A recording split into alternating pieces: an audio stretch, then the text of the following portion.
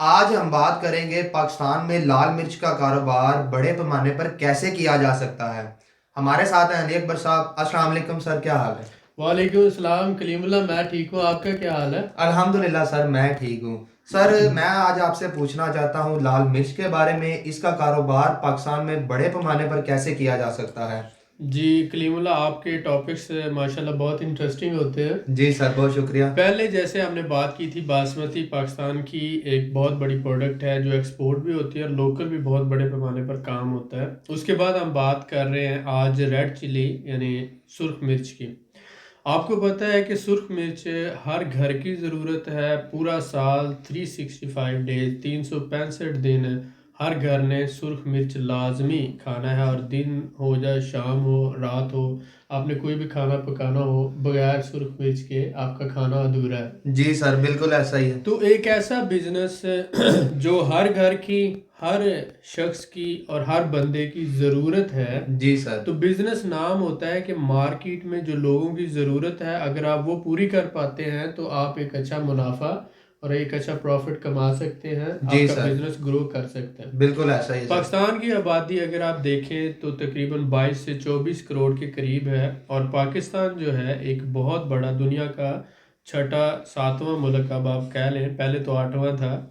तो आबादी के लिहाज से जी बड़ा सर। मुल्क है, जिसे हम एक बड़ी मार्केट भी कहते हैं।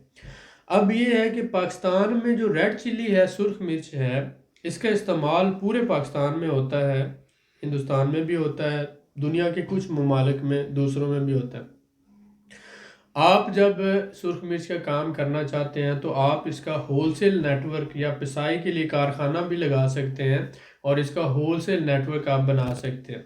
उसके लिए कुछ बुनियादी चीज़ों की आपको ज़रूरत होती है। सबसे पहले तो आप जब अपना बिजनेस प्लान करते हैं तो आप ये देखते हैं कि ये जो कमोडिटी है हम कहाँ से ख़रीद सकते हैं, और उसके बाद किस सीज़न में ख़रीद सकते हैं, और इसका पोटेंशियल क्या है राउंड द ईयर, पूरा साल ये कमोडिटी जो है हम फिर आगे सप्लाई कैसे कर सकते हैं, लोगों में इसकी क्या डिमांड है, मार्केट कितनी बड़ी है। और आप 1 लाख से काम शुरू करके, 1 हज़ार से काम शुरू करके 1 करोड़, 1 अरब या 1 खरब तक इस काम को फैला सकते हैं या नहीं। तो अगर आप ये काम शुरू करते हैं तो जी आप सर। 1 हज़ार से शुरू करके 1 खरब या 100 अरब या 1 हज़ार अरब तक भी इसको फैला सकते हैं। इंशाल्लाह सर। अब बात आती है कि पाकिस्तान में अगर आप देखते हैं तो पाकिस्तान का सूबा सिंध है, सूबा पंजाब है, केपीके है और बलूचिस्तान है। तो जो पंजाब है ये तकरीबन 8% जो है, पूरी सुर्ख मिर्च जितनी भी पैदा होती है उसका 8% पंजाब में होता है। तकरीबन अगर हम देखते हैं तो 4 से 5% जो है वो बलूचिस्तान में होता है।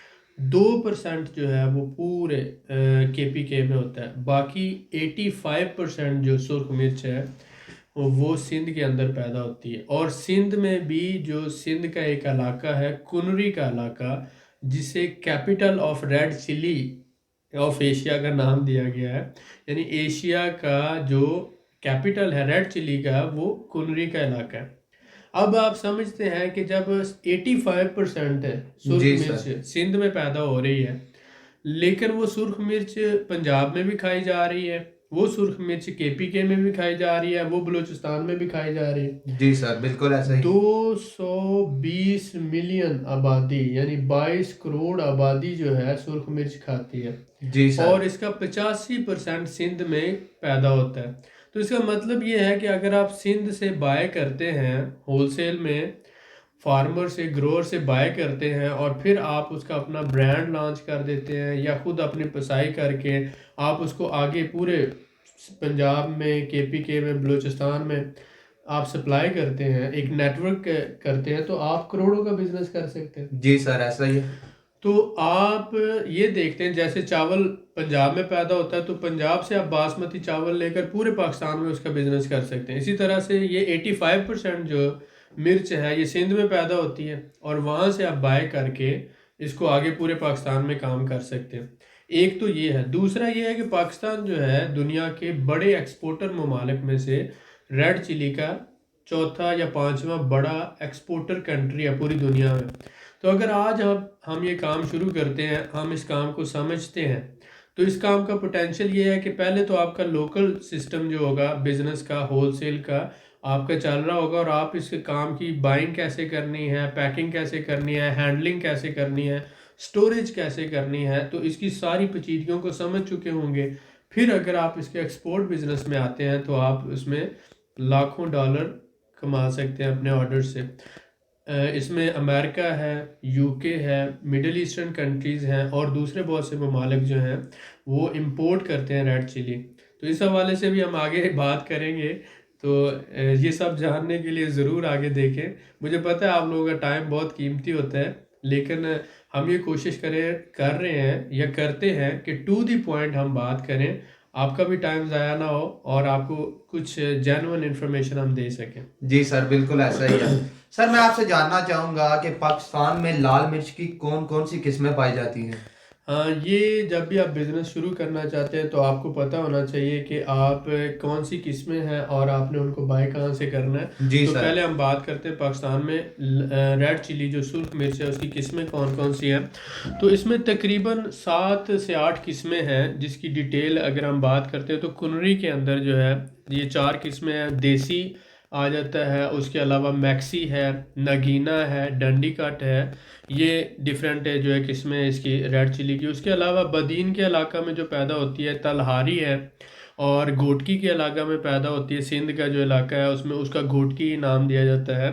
साथ ही साथ अगर हम आते हैं कराची का जो इलाका है डिफरेंट, उसके सराउंडिंग में पैदा होती है, वो सनम के नाम से वो आ जाती है। लेकिन जैसे मैंने बताया कि कुनरी का जो इलाका है, तो ये मिर्च यहाँ पैदा होती है तकरीबन पूरे सिंध की जो है, सिंध 85% पूरे पाकिस्तान की जो मिर्च है उसका 85% पैदा करता है, जिसे अगर हम कहते हैं डिटेल में, ये तकरीबन 85,000 टन, यानी 85,000 टन पैदा करता है एनुअल। उसका भी 55% जो पैदा होता है वो कुनरी के इलाका में होता है। और कुनरी में कौन कौन सी किस्में हैं? देसी है, मैक्सी है, नगीना है। इसके अलावा डंडीगढ़ जो है ये मीरपुर ख़ास के इलाके में पैदा होती है। तो आप ये देखते हैं कि ये जो सारी मिर्चें की टाइप्स हैं, जिसमें मैं आपको दोबारा तफसील से बता रहा हूँ कि देसी है, मैक्सी है, नगीना है, डंडी कट है, तलहारी है, गोटकी है, सनम है।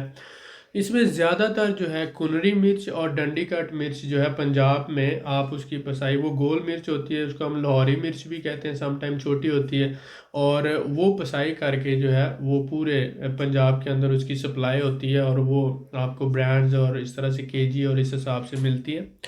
तो आप ये बात को समझें कि 85% मिर्च जो है सिंध से पूरे पाकिस्तान में सप्लाई होती है, जिसमें 55% सिर्फ कुनरी का इलाका जो सिंध का है वहाँ से आती है।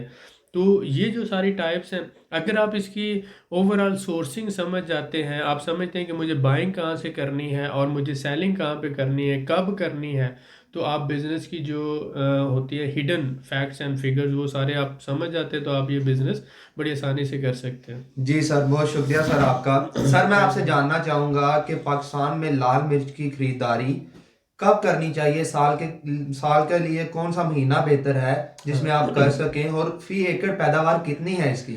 जी बिल्कुल सही। इसके साथ साथ मैं आपको इसका थोड़ा सा ये भी बताता चलूँ कि सिंध में कौन से इलाके हैं जहाँ पर ज़्यादा मकदार में पैदा होती है। जी उसके सर। अलावा पंजाब के कौन से इलाके हैं, केपी के कौन से इलाके हैं, और बलूचिस्तान के, ताकि जो हमारे भाई इस बिज़नेस को शुरू करना चाहते हैं उन्हें एक आइडिया मिल जाए। बिल्कुल सर, ठीक है, बहुत तो शुक्रिया। इसमें I'm सॉरी इसमें अगर आप देखते हैं तो सिंध के कुछ इलाके हैं हमारे पास, यहाँ पर हमने अपनी जो है थोड़ी सी हेल्प के लिए वो सारे शॉर्ट लिस्ट कर लिए। सिंध के इलाकों में अगर आप देखें, जैसे मैंने पहले बताया कि कुनरी का इलाका है, उसके अलावा मीरपुर ख़ास है, और फिर जो है इसमें आ जाता है संगड़ का इलाका आ जाता है, बदीन है, टांडू है, खैरपुर है, और शिकारपुर है, घोटकी है।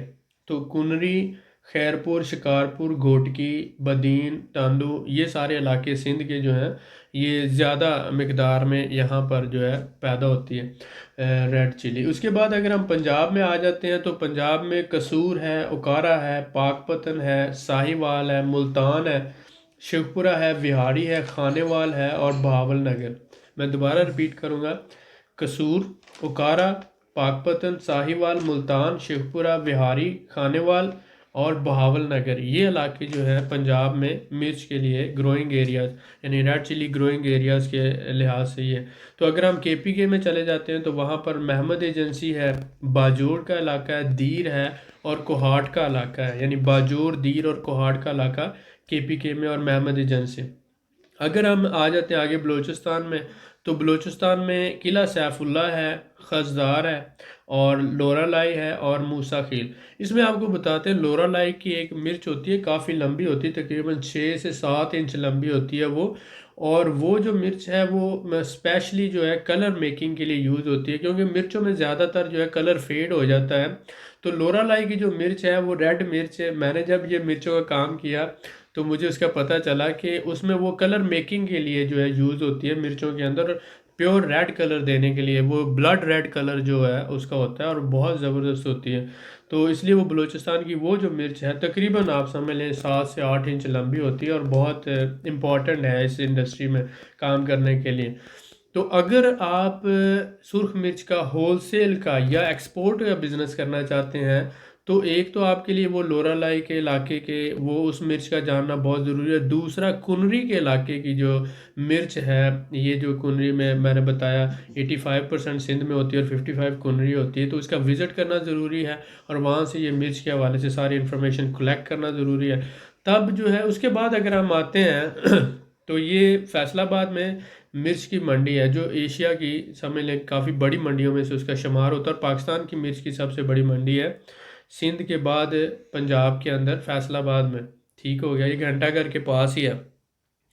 तो यहाँ पर जो जितने भी मिर्च के होलसेलर हैं या ट्रेडर्स हैं वो सारे यहीं से फैसलाबाद से बाय करते हैं और फिर उसकी पसाई करके आगे ब्रांड्स वगैरह जो है, यानी मिलें भी जो है या जितने भी मसाला जात वाले हैं जिन्होंने ब्रांड बनाए हुए हैं या पंजाबी वाले लाहौर में है या कोई भी होलसेलर है, वो वहाँ से करोड़ों रुपए की मिर्च ख़रीदता है और उसकी फिर अपने कारखानों पे पसाई करके उसकी पैकिंग करके आगे वो होलसेल देता है। पैकिंग उसकी जो होती है वो मसलन 40 केजी के जो तोड़ा होता है उसमें वो करके आगे सप्लाई करते हैं और बाद लोग 1 केजी 2 केजी जो आजकल सुपर स्टोर टाइप है जैसे यूरो स्टोर है, मैक्रो है, मेट्रो है, इन स्टोरों पे जो सप्लाई देते हैं वो 1 केजी 2 केजी हाफ केजी की इस तरह की भी पैकिंग करके देते हैं अपने ब्रांड से।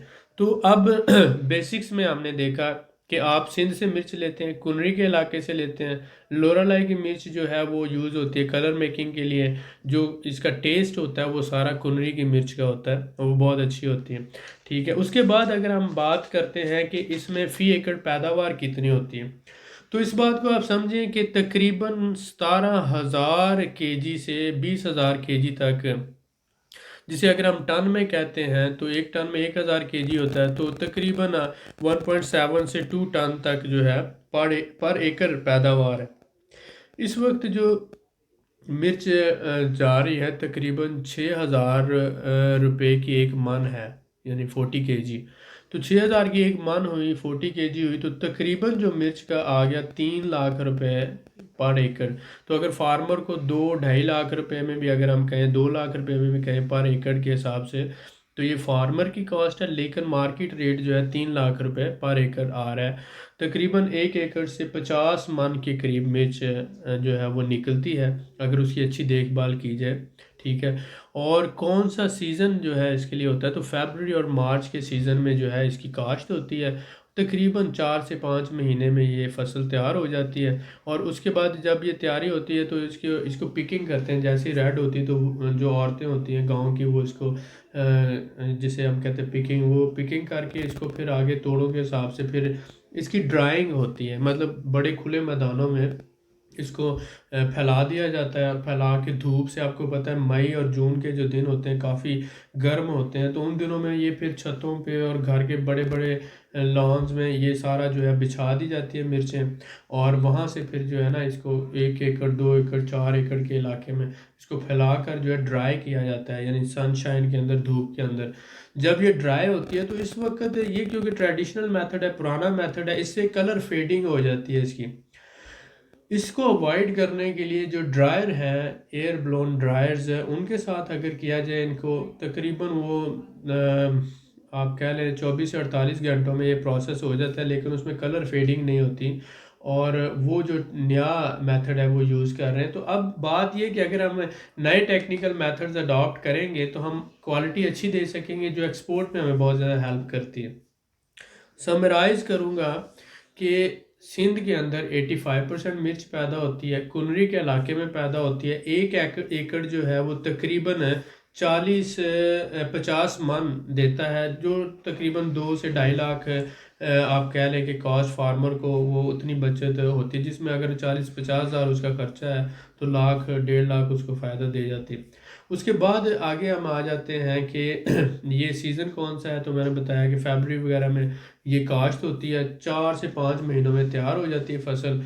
पाकिस्तान की जो टोटल डिमांड है उसका 85% सिंध से आता है। तो अगर आप इस बिज़नेस में आते हैं तो आप ये समझें कि सिंध से आपको सप्लाई मिलेगी, वहाँ से आप करोड़ों रुपए की बाइंग कर सकते हैं, अपना ब्रांड इंट्रोड्यूस कर सकते हैं। पूरे पाकिस्तान में इसकी डिमांड है, हर सूबे में, हर शहर में, हर घर में। पूरा साल 365 दिन कभी भी इसने स्लो नहीं होना, कभी भी इसने मतलब ये नहीं कि ये ऐसा बिजनेस है कि बारिश है, सर्दी है, गर्मी है, कम हो जाएगा, ज़्यादा हो जाएगा। मिर्च 2 से 3 साल तक ख़राब भी नहीं होती है। तो ये एक ऐसा बिजनेस है जिसमें लॉस के चांसेस सिफर है। ठीक है, मिलावट से पाक अच्छी मिर्च आप सप्लाई करें तो आपका जो शुमार पाकिस्तान के बड़े बिजनेसमैनों में हो सकता है। जब आप अपनी लोकल मार्केट कैप्चर कर लेते हैं तो फिर आप सोचें कि अब हमने इंटरनेशनल मार्केट कैप्चर करनी। 4 से 5 बड़े टॉप सप्लायर जो दुनिया के हैं, इंडिया, चाइना, उसके बाद अगर हम आ जाते हैं बांग्लादेश, फिर आगे आ जाता है मैक्सिको, पाकिस्तान। ठीक है, अब पाकिस्तान 5 बड़े सप्लायर्स में इसका शुमार होता है। ठीक है, तो आप ये समझें कि अगर आप लोकल मार्केट को कैप्चर करके इंटरनेशनल मार्केट में आते हैं तो आप लाखों डॉलर सालाना कमा सकते हैं इस बिज़नेस से। बहुत ज़्यादा स्कोप है, समझ कर, रिसर्च करके, मेहनत करके इस फील्ड में आए, इंशाल्लाह ताला ज़रूर फ़ायदा होगा।